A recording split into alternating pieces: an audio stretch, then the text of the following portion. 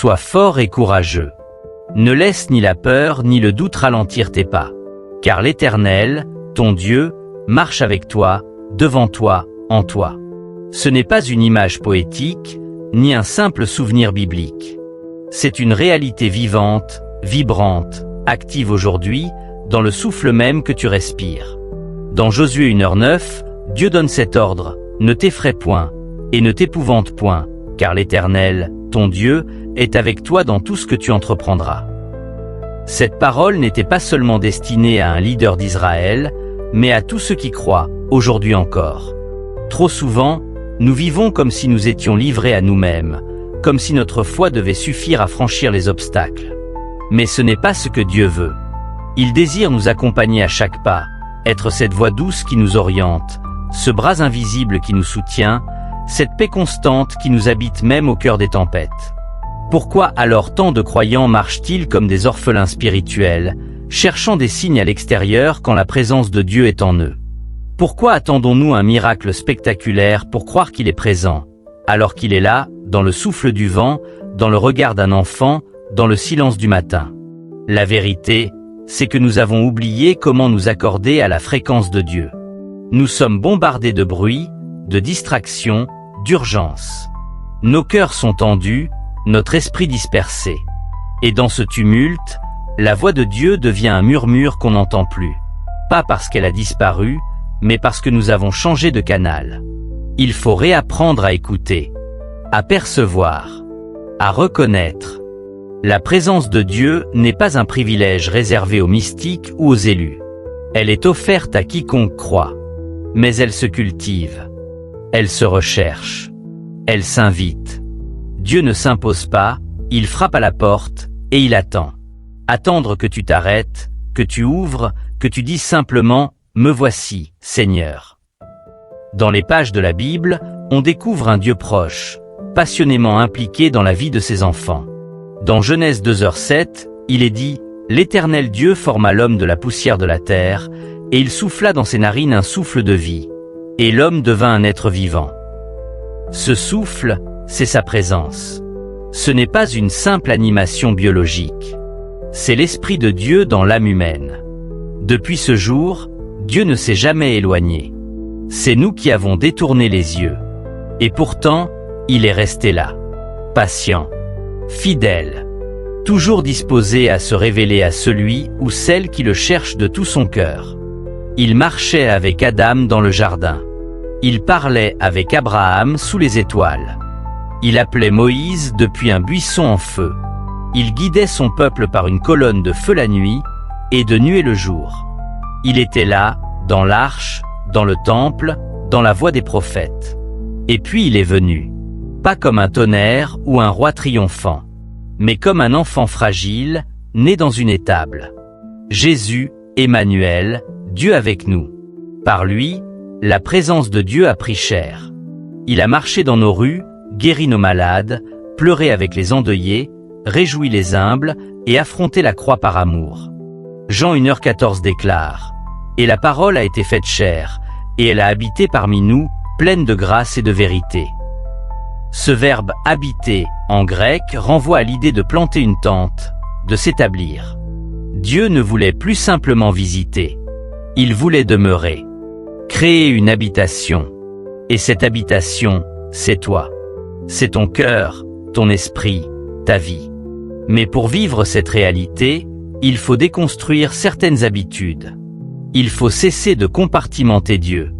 Ce n'est pas le Dieu du dimanche, ou le Dieu de la prière matinale. Il est le Dieu du tout, de chaque instant.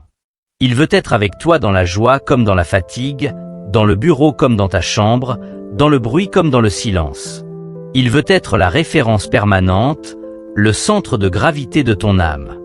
Mais comment vivre cela concrètement? Cela commence par une prise de conscience. Se réveiller le matin et dire « Bonjour Seigneur, je reconnais ta présence aujourd'hui ». Cela continue par des gestes simples. Inviter Dieu dans tes pensées, lui parler au fil de la journée, lui confier tes choix, le remercier pour les petits détails. Plus tu nourris cette relation, plus elle s'intensifie. C'est une loi spirituelle. Dieu répond à la soif. Heureux ceux qui ont faim et soif de justice, car ils seront rassasiés. Matthieu 5h06. Dans le bloc suivant, nous plongerons dans 5 principes fondamentaux qui permettent de développer la conscience de la présence de Dieu dans ton quotidien. Tu verras comment la foi, l'obéissance, la gratitude, le silence et l'amour réel deviennent des canaux puissants pour vivre avec Dieu à chaque instant. La présence de Dieu ne se limite pas à une déclaration ou à un concept que l'on accepte intellectuellement. Elle est un mode de vie, un art de marcher avec le ciel dans le tumulte de la terre. Pour beaucoup, cette présence semble insaisissable, réservée aux moments forts, aux rassemblements spirituels, aux expériences extraordinaires. Mais la Bible enseigne tout autre chose. Elle affirme que Dieu est proche, accessible, et qu'il désire une relation continue avec chacun de ses enfants. Pour expérimenter pleinement cette dimension spirituelle, il est essentiel de comprendre et de pratiquer 5 principes fondamentaux. 5 vérités qui, lorsqu'elles sont ancrées dans la foi, transforment notre regard, notre attitude et notre quotidien. Le premier principe est celui de la foi simple. La présence de Dieu se découvre par la foi, non par les sensations. Trop souvent, nous attendons de ressentir pour croire que Dieu est là. Mais la foi, selon Hébreux 11h1, est la ferme assurance des choses qu'on espère, une démonstration de celles qu'on ne voit pas. Croire que Dieu est présent, même dans l'absence d'émotion, même dans le vide apparent, c'est poser les fondations d'une relation solide avec lui. Quand tu crois, tu invites. Quand tu invites, tu ouvres. Et quand tu ouvres, Dieu entre. Il remplit ce que la foi lui remet. C'est pourquoi chaque jour, même sans frisson, même sans signe visible, déclare « Seigneur, je crois que tu es là ». Le deuxième principe est l'obéissance. Dieu se révèle pleinement à ceux qui lui obéissent. Jésus l'a dit clairement, « Celui qui a mes commandements et qui les garde, c'est celui qui m'aime. Et celui qui m'aime sera aimé de mon Père. Je l'aimerai et je me manifesterai à lui. » Jean 14h21. L'obéissance n'est pas une liste de règles à suivre, mais une expression de l'amour. Chaque fois que tu choisis de dire oui à Dieu, même dans les petites choses, tu rends ton cœur plus sensible à sa voix. Tu ouvres un chemin d'intimité. L'obéissance attire l'onction. Elle invite la gloire. Elle prépare le terrain pour que la présence de Dieu ne soit pas simplement un hôte ponctuel, mais un habitant permanent. Le troisième principe est le silence. Dieu ne crie pas. Il murmure. Et pour entendre un murmure, il faut se taire. Dans 1 Roi 19, Élie, le prophète puissant, fuit découragé. Il s'attend à voir Dieu dans des manifestations extraordinaires. Le vent, le feu, le tremblement de terre. Mais Dieu se révèle dans un souffle doux et léger.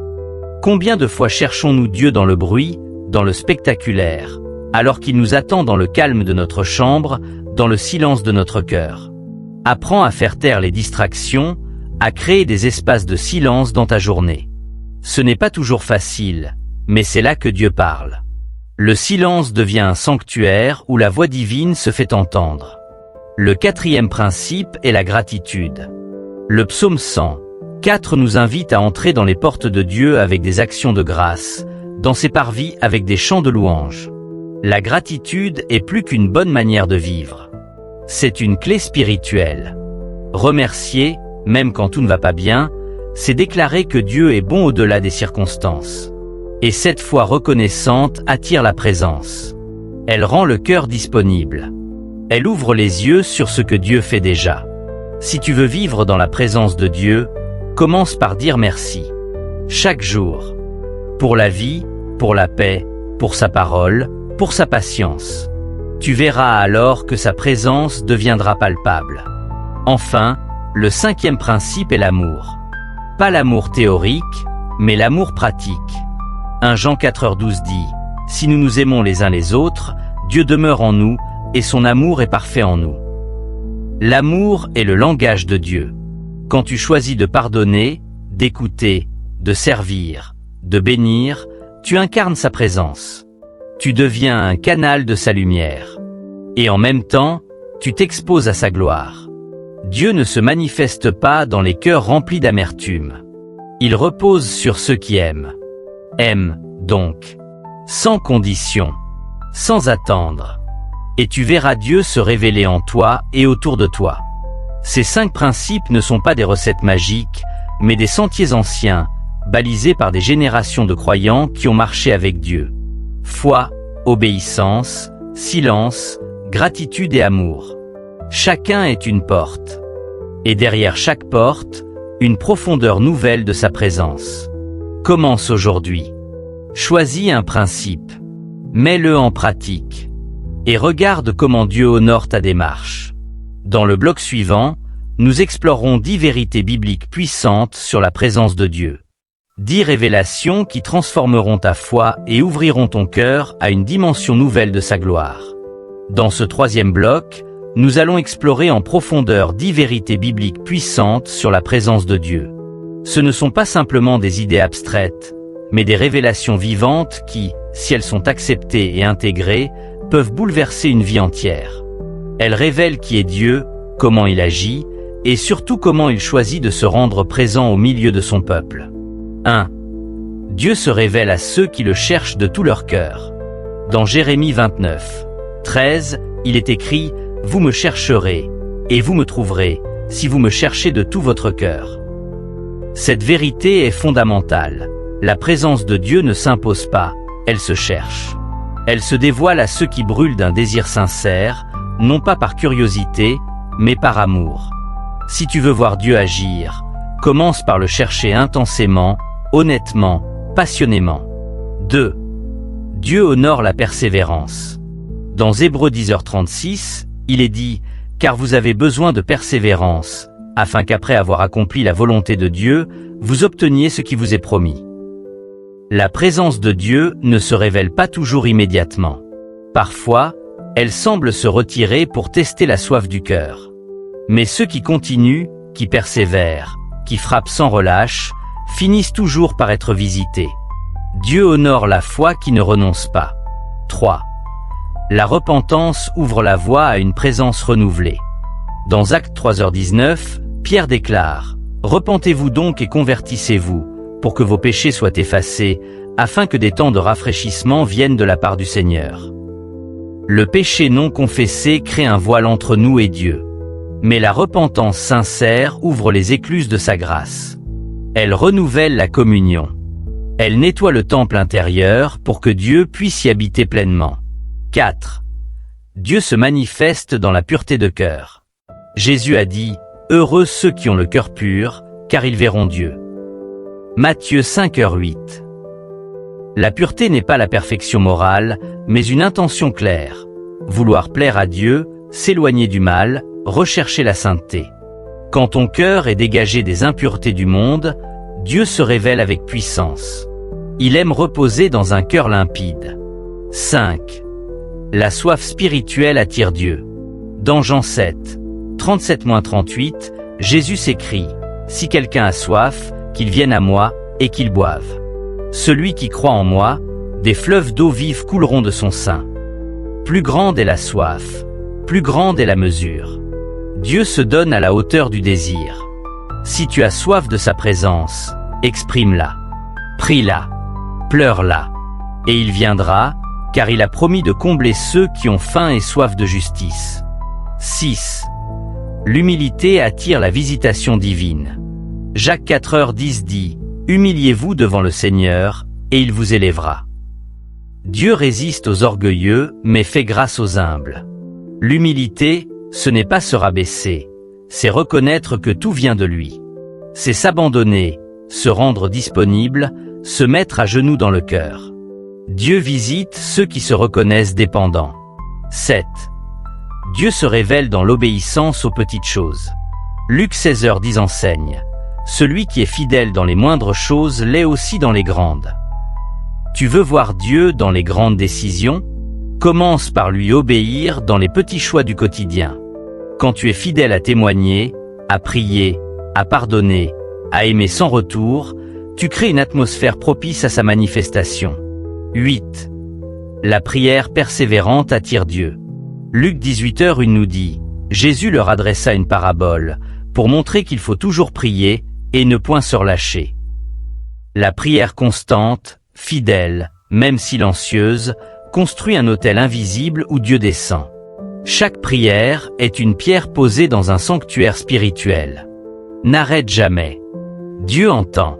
Et il répond toujours, parfois dans le secret, parfois par une paix profonde. 9. La reconnaissance perpétuelle attire sa gloire. 1 Thessaloniciens 5h18 dit « Rendez grâce en toutes choses, car c'est à votre égard la volonté de Dieu en Jésus-Christ. » La gratitude n'est pas une réaction. C'est une position, une manière d'être. Elle transforme le cœur en jardin de présence. Dieu aime les cœurs reconnaissants, car il révèle une foi mature, détournée des circonstances. 10. Le pardon libère la place pour Dieu. Matthieu 6h14 nous rappelle « Si vous pardonnez aux hommes leurs offenses, votre Père céleste vous pardonnera aussi. » Un cœur plein d'amertume est un lieu où Dieu ne peut pleinement s'établir. Le pardon n'efface pas la blessure, mais il nettoie l'âme. Il rend l'espace intérieur respirable. Il ouvre les portes pour que l'amour divin y descende. Ces 10 vérités bibliques sont des trésors.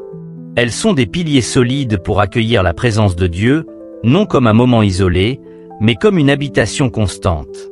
Dans le prochain bloc, nous verrons comment appliquer concrètement ces vérités au quotidien, dans ton corps, ton esprit, ton emploi du temps, ton environnement. Car la présence de Dieu n'est pas faite pour être contemplée de loin. Elle est destinée à être vécue, respirée, incarnée. Maintenant que tu connais les 10 vérités bibliques fondamentales sur la présence de Dieu, il est temps d'entrer dans l'application pratique. Parce que connaître sans vivre, c'est comme entendre sans obéir. Cela n'apporte ni transformation ni fruit. Dieu désire que sa présence ne soit pas une simple doctrine ou une inspiration passagère, mais une expérience quotidienne, stable, enracinée. Et pour cela, il faut apprendre à sanctifier les domaines concrets de ta vie. Ton corps, ton esprit, ton emploi du temps, ton environnement, tout est appelé à devenir un espace où Dieu peut résider. Commençons par le corps. Dans Romains 12h1, Paul nous exhorte « Je vous exhorte donc, frères, par les compassions de Dieu, à offrir vos corps comme un sacrifice vivant, saint, agréable à Dieu, ce qui sera de votre part un culte raisonnable. » Ton corps n'est pas juste un véhicule temporaire, il est le temple du Saint-Esprit. Ce que tu fais avec, ce que tu y introduis, ce que tu permets à travers lui influence ta capacité à ressentir Dieu. Il ne s'agit pas de perfection ascétique, mais de respect, de soin, de dédicace. Nourrir son corps correctement, dormir suffisamment, éviter les excès, fuir les pratiques destructrices. Tout cela participe à préparer une demeure digne pour la présence divine. Ensuite vient l'esprit. Tes pensées sont le champ de bataille principal. Dans 2 Corinthiens 10h5, il est dit que nous devons amener toute pensée captive à l'obéissance de Christ. Cela signifie apprendre à surveiller ce que tu laisses entrer dans ton mental. Médias, conversations, méditations intérieures. Tout peut construire ou détruire ta paix. Pour accueillir la présence de Dieu, il faut cultiver un esprit sain, paisible, aligné avec la vérité. Cela passe par la méditation biblique, le renouvellement de l'intelligence, le rejet des mensonges, la confession des vérités divines. Remplis ton esprit de la parole, et tu verras Dieu parler dans tes pensées. 3e domaine, ton emploi du temps. Rien ne tue plus la conscience de la présence de Dieu que la surcharge. Dieu n'agit pas dans la précipitation, mais dans le rythme. Il est un Dieu d'ordre, pas de chaos. Si ta journée est tellement remplie que tu n'as pas un instant pour le contempler, quelque chose doit changer. Cela ne veut pas dire que tu dois tout abandonner, mais que tu dois apprendre à sanctifier tes activités. Même dans le travail, dans la routine, dans les obligations. Tout peut devenir un acte spirituel si ton cœur est tourné vers lui. Prends des pauses pour respirer sa présence.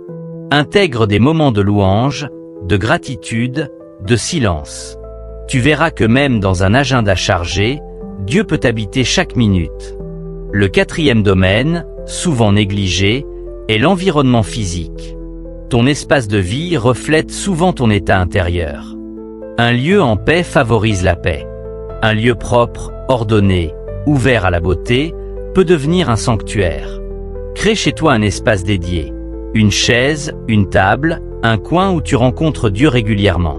Mets Y une Bible, un carnet, peut-être une bougie ou un symbole spirituel. Ce n'est pas de la superstition, c'est de la discipline.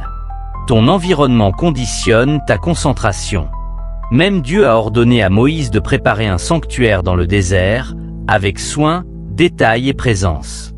Honore la présence de Dieu dans la manière dont tu gères ton espace. Enfin, il y a les relations. Dieu se manifeste puissamment dans l'amour fraternel. Matthieu 18h20 dit « Car là où 2 ou 3 sont assemblés en mon nom, je suis au milieu d'eux. » Ta relation aux autres influence ta capacité à expérimenter Dieu.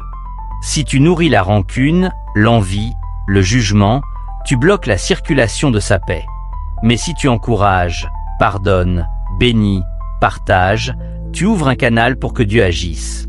Cherche la paix avec tous. Entoure-toi de personnes qui aiment Dieu. Partage la parole. Prie ensemble. Crée une atmosphère de foi dans ton foyer. Ainsi, tu verras la présence de Dieu se manifester non seulement en toi, mais autour de toi. Ces 5 domaines, le corps, l'esprit, l'emploi du temps, l'environnement, les relations, forment un tout. Dieu ne veut pas seulement visiter une pièce de ton existence. Il veut habiter toute la maison. Mais pour cela, chaque pièce doit lui être ouverte, préparée, honorée. Prends le temps aujourd'hui de lui dire « Seigneur, je veux que ma vie devienne ton sanctuaire. Montre-moi ce que je dois ajuster, purifier, sanctifier pour que ta présence y réside pleinement. » Dans le prochain bloc, nous parlerons de ce qu'il se passe quand la présence de Dieu devient une habitude, une compagne constante. Nous explorerons les fruits, les changements, les marques visibles et invisibles que laisse une vie habitée par le divin. Lorsque la présence de Dieu n'est plus une expérience ponctuelle, mais une habitude enracinée, toute la vie commence à changer. Ce changement ne se limite pas à des sentiments intérieurs ou à des pensées pieuses. Il se manifeste de manière concrète, observable, presque tangible. Une vie habitée par la présence de Dieu porte des fruits. Et ces fruits, bien qu'invisibles à l'œil charnel, transforment l'existence de l'intérieur vers l'extérieur. Le premier fruit est la paix profonde. Pas une paix fragile, qui dépend des circonstances, mais une paix enracinée dans la conscience que Dieu est là. Philippiens 4h7 dit « Et la paix de Dieu, qui surpasse toute intelligence, gardera vos cœurs et vos pensées en Jésus-Christ. » Cette paix devient ton atmosphère. Même au milieu des épreuves, des retards, des tensions, elle demeure. Ce n'est pas que les problèmes disparaissent, mais qu'ils perdent leur pouvoir sur toi. Tu n'es plus défini par la tempête, mais par celui qui dort en paix au fond de la barque. Le deuxième fruit est la joie stable. Pas l'euphorie passagère, mais une joie ancrée dans la présence même de Dieu. Le psaume 16h11 affirme « Tu me feras connaître le sentier de la vie. Il y a d'abondantes joies devant ta face, des délices éternelles à ta droite. » Cette joie ne vient pas des choses, mais de la communion. Elle n'est pas liée à ce que tu as, mais à celui que tu portes. C'est la joie de savoir que tu es aimé, accompagné, choisi, guidé. Une joie profonde, paisible, constante, qui rayonne même dans les larmes. Le troisième fruit est la transformation du caractère. 2 Corinthiens 3h18 dit « Nous tous qui, le visage découvert, contemplons comme dans un miroir la gloire du Seigneur, nous sommes transformés en la même image, de gloire en gloire, comme par le Seigneur, l'Esprit. » Plus tu passes de temps avec Dieu, plus tu lui ressembles. Sa patience devient la tienne. Sa douceur te modèle. Sa vérité te façonne. Tu ne changes pas par effort, mais par exposition. Tu es transformé, non par la volonté humaine, mais par la puissance d'une présence transformatrice. Le quatrième fruit est la sagesse accrue. Jacques 1h5 nous dit « Si quelqu'un d'entre vous manque de sagesse, qu'il la demande à Dieu, qui donne à tous simplement et sans reproche, et elle lui sera donnée. » La présence de Dieu n'est pas seulement une source de consolation, mais un puits de direction. Quand tu vis avec lui, tu reçois des intuitions claires, des stratégies nouvelles, des discernements affûtés. Tu prends de meilleures décisions. Tu choisis les bons combats. Tu parles avec discernement. Tu résous les conflits autrement. Parce que Dieu te parle dans le secret, tu agis dans la lumière. Le 5e fruit est l'autorité spirituelle. Dans Actes 4h13, on dit des disciples. Lorsqu'ils virent l'assurance de Pierre et de Jean, ils furent étonnés, sachant que c'étaient des hommes du peuple sans instruction. Et ils les reconnurent pour avoir été avec Jésus. La présence de Dieu dégage une autorité. Tu ne parles pas seulement en ton nom, mais en celui de celui qui vit en toi.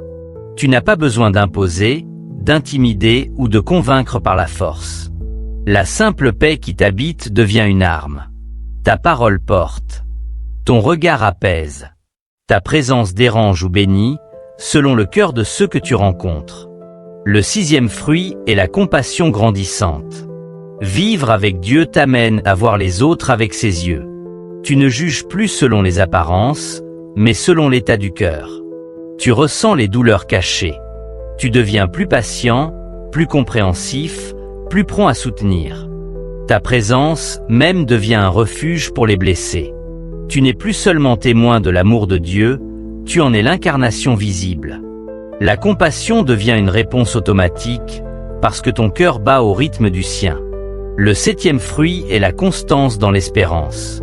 Quand Dieu habite en toi, tu ne cèdes plus à la panique, au pessimisme ou à la lassitude. Romains 15h13 dit « Que le Dieu de l'espérance vous remplisse de toute joie et de toute paix dans la foi, pour que vous abondiez en espérance, par la puissance du Saint-Esprit. » Tu deviens un porteur d'espérance. Tu es celui ou celle qui rappelle que rien n'est fini, que tout est possible, que Dieu agit, même dans l'ombre. Tu tiens ferme quand d'autres tombent. Tu crois encore quand tout semble éteint. Ces fruits ne sont pas le résultat d'un effort personnel, mais de la présence constante de Dieu. Ils ne sont pas produits en forçant, mais en demeurant.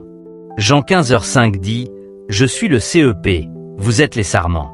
Celui qui demeure en moi et en qui je demeure porte beaucoup de fruits, car sans moi vous ne pouvez rien faire. » Le secret, c'est de demeurer. Dans le prochain bloc, nous parlerons des obstacles qui peuvent freiner, étouffer ou interrompre la manifestation de la présence de Dieu. Car oui, même si Dieu désire ardemment être présent, certaines attitudes, certains choix peuvent le contrister. Il est temps d'apprendre à discerner ces freins pour mieux les éviter et marcher en toute liberté dans la lumière de sa compagnie. Malgré le désir profond de Dieu de résider en nous, il arrive que sa présence se fasse rare, floue ou étouffée. Non parce qu'il s'éloigne de nous, mais parce que quelque chose en nous ferme la porte, empêche le flot, voile la lumière. Le Saint-Esprit est doux, sensible, saint. Il ne s'impose jamais. Et certaines attitudes, certains choix, certaines négligences peuvent attrister, contrister ou même faire fuir sa présence tangible. Il est donc essentiel d'apprendre à discerner les obstacles à la présence de Dieu pour mieux les identifier, les confesser, les déposer. Le premier obstacle est le péché non confessé. Le péché ne fait pas fuir l'amour de Dieu, mais il nous empêche d'en ressentir les effets. C'est comme un rideau tiré entre le soleil et la pièce. Le soleil brille toujours, mais la lumière ne passe plus. Psaume 66, 18 dit « Si j'avais été complice de l'injustice dans mon cœur, le Seigneur ne m'aurait pas exaucé. » Dieu est miséricordieux, mais il attend l'humilité d'un cœur repentant. Chaque jour, prends le temps de faire un bilan, de confesser, de demander pardon. La repentance réouvre les cieux. Le deuxième obstacle est l'amertume et le non-pardon. Marc 11h25 nous dit « Et lorsque vous êtes debout faisant votre prière, si vous avez quelque chose contre quelqu'un, pardonnez. » L'amertume est un poison spirituel. Elle bouche les canaux de grâce. Elle crée des nœuds dans l'âme. Pardonner, ce n'est pas justifier l'injustice, c'est décider de ne plus en être l'esclave. Tant que tu tiens quelqu'un en prison dans ton cœur, tu y restes enfermé aussi. Libère, lâche, et tu verras la paix revenir. Le troisième obstacle est la distraction excessive. Nous vivons dans un monde bruyant, saturé de notifications, de contenus, de sollicitations. Ce vacarme permanent empêche d'entendre la voix douce de Dieu. Dans Luc 10, Marthe est agitée, inquiète, occupée à servir. Marie, elle, s'assoit aux pieds de Jésus, à l'écoute. Jésus dit, Marie a choisi la bonne part, qui ne lui sera pas enlevée. Apprends à déconnecter, à éteindre, à t'arrêter. La présence de Dieu ne se révèle pas dans la frénésie, mais dans le repos. Le quatrième obstacle est la négligence de la parole. Dieu se révèle principalement par sa parole. Jean 14h23 dit, « Si quelqu'un m'aime, il gardera ma parole. » Mépriser la Bible, l'oublier, ne pas la lire, c'est fermer la porte à une relation profonde. Ce n'est pas la lecture automatique qui attire Dieu, mais le cœur qui cherche à le connaître à travers chaque verset. La parole est un miroir, une lampe, une nourriture. Reprends-la en main. Demande au Saint-Esprit de te la rendre vivante. Et tu verras que la présence divine s'intensifiera. Le cinquième obstacle est la tiédeur spirituelle. Apocalypse 3h16 est clair. Parce que tu es tiède et que tu n'es ni froid ni bouillant, je te vomirai de ma bouche. La tiédeur, c'est vivre comme si Dieu était là sans vraiment le considérer. C'est être croyant sans passion, priant sans foi, chantant sans conviction. Dieu recherche des adorateurs en esprit et en vérité. Ravive la flamme. Reviens à ton premier amour. Pleure si tu dois pleurer, crie si tu dois crier, mais refuse la tiédeur. Elle étouffe la vie de l'esprit. Le sixième obstacle est l'idolâtrie cachée. Une idole, ce n'est pas seulement une statue, c'est tout ce qui prend la place de Dieu dans ton cœur. Cela peut être une relation, un rêve, un bien, une image de toi-même, un ministère. 1 Jean 5h21 nous dit, « Petits enfants, gardez-vous des idoles. » Dieu est un Dieu jaloux, non par insécurité, mais parce qu'il sait que ce que nous mettons à sa place finit par nous détruire. Demande-lui de révéler ce qui dans ta vie concurrence sa présence. Et dépose-le, par amour pour lui. Le septième obstacle est le manque d'attente. Dieu agit souvent à la mesure de notre soif. Si tu n'attends rien, tu reçois peu. Si tu t'approches de lui comme d'une routine sans fin, il ne forcera pas. Ésaïe 64, 3 dit, « Tu viens au-devant de celui qui pratique avec joie la justice, de ceux qui se souviennent de toi dans tes voies. » Attends-toi à Dieu. Réveille ton espérance. Sois comme un enfant aux aguets, un amoureux en alerte. Il se révèle à ceux qui l'attendent avec ferveur. Ces obstacles ne sont pas des condamnations, mais des révélateurs. Dieu les met en lumière non pour nous accuser, mais pour nous libérer.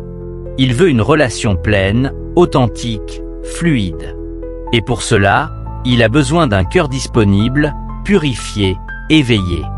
Dans le prochain bloc, nous parlerons de comment entretenir la présence de Dieu au quotidien, non pas comme un événement isolé, mais comme un feu perpétuel, une flamme qui ne s'éteint jamais. Une fois que nous avons identifié et levé les obstacles à la présence de Dieu, il devient essentiel d'apprendre à l'entretenir quotidiennement. Comme un feu que l'on veille pour qu'il ne s'éteigne pas, la présence de Dieu demande attention, soin, constance. Ce n'est pas un élan temporaire, mais une posture perpétuelle. Et la bonne nouvelle, c'est que Dieu lui-même nous aide à le garder près de nous. Il nous donne les moyens, les outils, la grâce. Voici donc cette habitude spirituelle puissante pour maintenir vivante la flamme de sa présence dans ton quotidien. 1. Commencer chaque journée avec Dieu. Le matin est un moment clé. Avant que le tumulte du monde ne s'impose, prends le temps de t'arrêter. Même quelques minutes. Une prière simple, un verset, un chant, un silence offert. Psaume 5h4 dit, « Ô Éternel, le matin tu entends ma voix. Le matin je me tourne vers toi, et je regarde. » Ce n'est pas la durée qui compte, mais l'intention. Donner à Dieu les premières pensées, c'est lui offrir les clés de la journée. 2. Cultiver la méditation biblique. La parole de Dieu est vivante. Elle est le lieu de sa voix. Lire la Bible, c'est inviter Dieu à parler. Psaume 119, 105, « Ta parole est une lampe à mes pieds, une lumière sur mon sentier. » Ne la lis pas pour remplir une obligation religieuse, mais comme une lettre personnelle. Un verset médité, répété, intériorisé peut porter plus de fruits qu'un long chapitre oublié. 3. Pratiquer la gratitude active. Remercier Dieu en tout temps est une arme spirituelle. Cela oriente ton regard, ouvre ton cœur, attire sa paix. 1 Thessaloniciens 5h18, rendez grâce en toutes choses, car c'est à votre égard la volonté de Dieu en Jésus-Christ. Tiens un carnet de gratitude. Chaque soir, note 3 raisons de remercier. Tu verras ta perception se transformer. 4. Écoutez le silence. Dans un monde saturé de bruit, le silence devient un sanctuaire.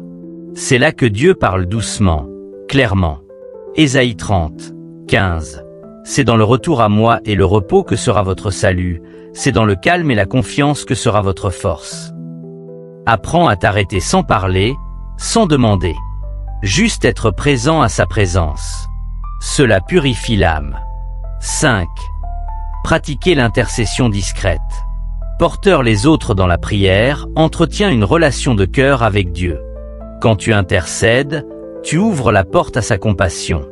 Jacques 5h16, la prière fervente du juste a une grande efficace. Pense à ceux que tu croises, collègues, voisins, passants. Chuchote leur nom au ciel. Cela sanctifie ton regard et attire la gloire divine. 6. Sanctifier ses activités. Tout peut devenir un acte spirituel si on y met du cœur. Travailler avec intégrité, servir avec amour, répondre avec douceur, c'est honorer Dieu dans le quotidien. 1 Corinthiens 10h31, soit donc que vous mangiez, soit que vous buviez, et quoi que vous fassiez, faites tout pour la gloire de Dieu. Vivre ainsi, c'est déclarer « Seigneur, tu es ici ». 7. Se réunir régulièrement avec d'autres croyants. La communion fraternelle est un feu collectif. Elle ravive, soutient, corrige, édifie. Hébreux 10h25, n'abandonnons pas notre assemblée, comme c'est la coutume de quelques-uns, mais exhortons-nous réciproquement, et cela d'autant plus que vous voyez s'approcher le jour. Partager sa foi, écouter un témoignage, prier ensemble, tout cela alimente la flamme. Ces habitudes ne sont pas des devoirs, mais des chemins. Elles ne sont pas là pour peser, mais pour libérer. En les pratiquant avec sincérité, tu construis un autel vivant, un lieu de rendez-vous quotidien avec le Dieu vivant. Dans le prochain bloc, nous verrons comment reconnaître les signes tangibles de la présence de Dieu autour de toi et en toi, pour que tu puisses discerner ses pas, entendre sa voix, et marcher avec assurance sur ses traces. Marcher avec Dieu chaque jour n'est pas une expérience réservée aux prophètes, aux moines ou aux spirituels aguerris. C'est une invitation ouverte à tous, à toi, ici, maintenant. C'est une relation vivante, nourrie par la foi, la persévérance, la confiance et l'amour. Ce n'est pas une marche parfaite, mais une marche honnête. Dieu ne cherche pas des pas sans faute, il cherche des cœurs disponibles, attentifs, répondants. Et si tu as suivi ce parcours jusqu'ici, c'est que ton âme a déjà commencé à se mettre en mouvement. Marcher avec Dieu, c'est faire de sa présence la boussole de ta vie. Non plus avancer selon tes envies, ton confort, tes peurs, mais selon sa voix. C'est lui demander avant d'agir. C'est le consulter avant de choisir. C'est le chercher avant de réagir. Proverbe 3h6 dit, « Reconnais-le dans toutes tes voies, et il aplanira tes sentiers. » Cela signifie que Dieu veut être inclus, impliqué, invité dans chaque détail. Pas seulement dans les grandes décisions, mais dans les simples gestes. Il veut être ton compagnon de route, ton conseiller secret, ton appui invisible. Marcher avec Dieu, c'est aussi accepter de ralentir pour écouter. Nous courons trop. Nous agissons trop vite. Dieu parle souvent plus lentement que notre rythme. Il faut apprendre à se caler sur sa cadence. Cela demande discipline, mais cela apporte une paix immense. Ésaïe 30, 21 dit, « Tes oreilles entendront derrière toi la voix qui dira, « Voici le chemin, marchez Y. » Cette voix n'est pas bruyante. Elle est constante. Elle te guide, te réoriente, t'encourage. Mais encore faut-il l'écouter. Marcher avec Dieu, c'est vivre dans la dépendance joyeuse. Le monde valorise l'autonomie, l'indépendance, la maîtrise. Dieu, lui, nous appelle à la confiance, à la reddition, à l'abandon. Pas une soumission triste, mais une confiance paisible. Comme un enfant qui tient la main de son père pour traverser la rue. Tu n'as pas besoin de tout comprendre. Tu n'as pas besoin d'être fort. Tu as besoin de rester connecté. Jean 15h4, demeurez en moi, et je demeurerai en vous. Marcher avec Dieu, c'est aussi se relever après chaque chute. Tu tomberas. Tu faibliras. Tu oublieras. Mais la grâce de Dieu est plus grande. Psaume 37, 24. S'il tombe, il n'est pas terrassé, car l'Éternel lui prend la main. Dieu ne t'abandonne jamais au sol. Il te relève, il te restaure, il te redonne ton pas. La marche avec Dieu n'est pas une course parfaite, mais une relation fidèle. Marcher avec Dieu, c'est porter sa lumière là où tu passes. Ta vie devient un témoignage silencieux. Ta manière d'être, de parler, d'aimer, d'écouter, révèle Dieu aux autres. Tu n'as pas besoin de faire de grands discours. Sois simplement vrai, connecté, habité. Matthieu 5h16. Que votre lumière luise ainsi devant les hommes, afin qu'ils voient vos bonnes œuvres, et qu'ils glorifient votre Père qui est dans les cieux. Marcher avec Dieu, enfin, c'est se préparer à l'éternité. Chaque pas sur terre est une répétition du ciel. Chaque choix, chaque geste, chaque journée avec Dieu est une semence d'éternité.